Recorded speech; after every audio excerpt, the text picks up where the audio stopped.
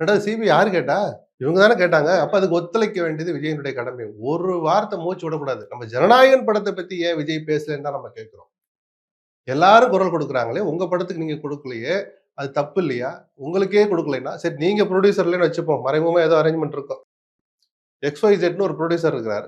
400 கோடி, 500 கோடி போட்டு எடுத்ததாலாம் வெளிய சொல்றாங்க. அத்தன கோடி, அத்தனாயிரம் பேருடைய உழைப்புல ஒரு படம் உருவாகியிருக்கு. அதுக்காக கூட குரல் கொடுக்க மாட்டீங்கன்னா, நாளைக்கு தமிழ்நாட்டுக்கு ஏதாவது ஒரு பிரச்சனைனா எப்படிப்பா குரல் கொடுப்பீர்? நிதிய விடுவிக்க நாளைக்கு ஒரு முதலமைச்சரா உட்கார்ந்துறாரு. தமிழ்நாட்டின் நல்ல காலமோ, போதாத காலமோ, விஜய் வந்து முதலமைச்சரா உட்கார்றாரு. வாய்ப்பு இருக்கு. ஜனநாயக நாடு இது. ஏதாவது ஒரு உரிமைய பறிக்கிறாங்க, அல்லது கொடுக்க வேண்டிய உரிமைய லேட் பண்றாங்க.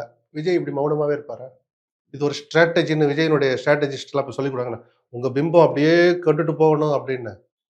அப்பயும் அதே மாரி மௌனமா இருப்பீங்களா? ஆக ஜனநாயகன் விஷயத்துக்கு நீங்க வாய திறக்கலன்னு சொன்னமே தவிர, சிபிஐ விசாரணைக்கு முறையான்னு கத்தணும்லாம் நம்ம கேட்கல. இல்ல அதாவது இப்ப சென்சார் போர்டு வந்து சென்ட்ரல் கவர்ன்மெண்ட் கீழ வருது. சென்ட்ரல் கவர்ன்மெண்ட் சம்பந்தமான பிரச்சனைன்னா அவர் வந்து மௌனமா இருக்காரு. இதே மாநில அரசு செஞ்சா அவர் வந்து இல்ல அது விஜய் ஏற்கனவே எக்ஸ்போஸ் ஆன விஷயம். அம்பலப்பட்டு போன விஷயம் விஜய பொறுத்தவரைக்கும் அது. தமிழ்நாட்டு மக்கள் மத்தியில அவர் நல்லாவே அம்பலப்பட்டுட்டார். பிஜேபின்னாலே மியாவுங்கிறது, திமுகன்னா அங்கிள் அப்படின்னு ஒரு பாய்ச்சல் பாய்றது. ரைட்டு திமுகவை கிளிக்கட்டு வேணாம்னு சொல்லல. விமர்சிக்க வேண்டிய நேரத்துல கூட நீங்க பிஜேபி விமர்சிக்க மாட்டீங்க. ஆல்ரெடி அது தெரிஞ்சதுதான். தெரிஞ்சது. அதனால அது ஒண்ணும் ஆச்சரியமோ, அதிர்ச்சியோ இல்ல. இது பழக்கப்பட்ட மாடு மாரி இது அந்த வழியில தான் போகும்.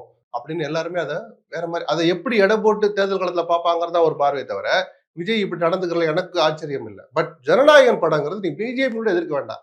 உங்க உரிமை. அது யாரு புகார் குடுத்தாருன்னா, கமிட்டில இருந்த ஒருத்தரே குடுக்குறாருன்னா, அதுக்கு சட்டத்துல இடம் இருக்கான்னாலும் எனக்கு தெரியல. ஏன்னா, அவர் புகார் குடுக்கணும்னு அவசியம் இல்ல. எதை ஆட்சேபனை நினைக்கிறாரோ, அவரு கட் பண்ண வைக்கிறதுக்கு அந்த உறுப்பினருக்கு அதிகாரம் இருக்கு. இன்னொரு நரேஷன் விஜய்க்கு ஒரு ஹைப் ஏத்துறதுக்காகவே ஜனநாயகம் படத்தை தள்ளி போற மாதிரி ஒரு செட்டப் இப்படி எல்லாம் வச்சு ஒரு படத்தை ஓட்டிட முடியும்னு எனக்கு தெரியல. இதெல்லாம் நல்ல பெப்ப கிளப்பின படம்லாம் 4ஆம் நாளே ஓடி போன வரலாறுலாம் எலெக்ஷன் நெருக்கத்துல எல்லாமே ஒரு நாள் வீதிக்கு வரும் சார். வரட்டுமே பார்ப்போம். இப்ப என்ன அப்படியே பெப்ப கிளப்பட்டுமே. நம்ம உட்கார்ந்து பாஞ்சுகிட்டு போய் தடுக்கணுமா? கிளப்பி கொண்டு வரட்டும். எங்க கொண்டுவா ஆஸ்திரேலியாலயா? இல்ல ஆப்பிரிக்காலயா? தமிழ்நாட்டுல ரிலீஸ் பண்ணுவாங்க. படம் நல்லா இருந்தா ஓட தான் சார் போகுது. நானும் ரசிக்க போறேன். நீங்களும் ரசிக்க போறீங்க சார்.